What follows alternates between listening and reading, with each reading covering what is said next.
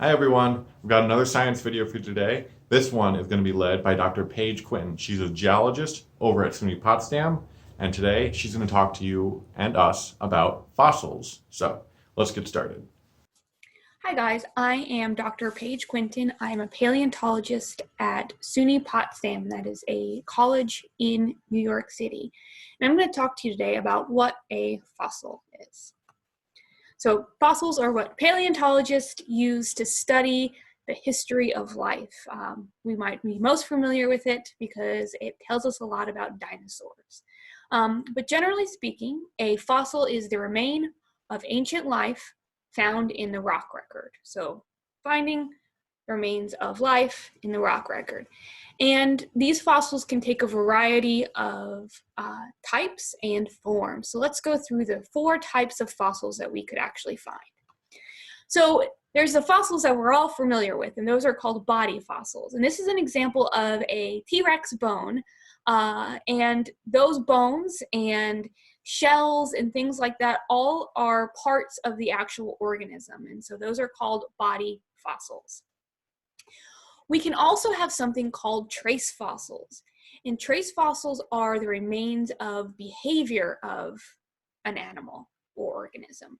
So the classic example of a trace fossil is a footprint. In this case, we have a dinosaur footprint.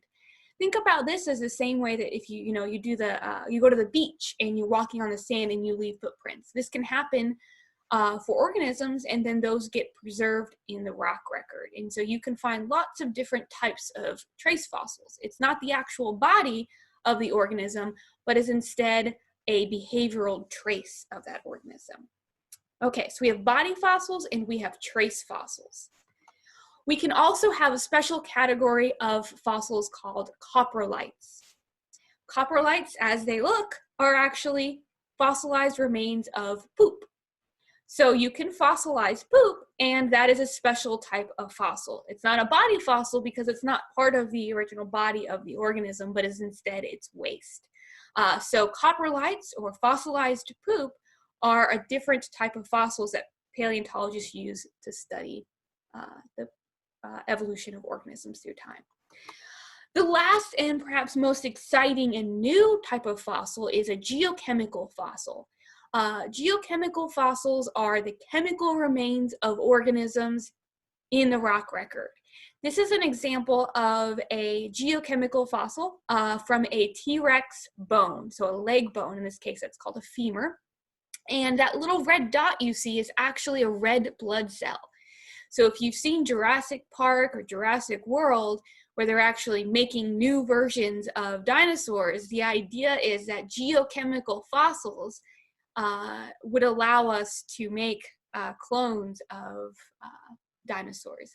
Of course, that's a stretch for the movies, but it is based on real science, and that is that we can get fossils preserved as chemicals, and that can hold a lot of important information. We have chemicals that tell us what colors a dinosaur's feathers were and things like that. So those are the 4 types of fossils. We have body fossils, we have trace fossils, we have coprolites or fossilized poop, and we have geochemical fossils. You guys have fun exploring fossils today.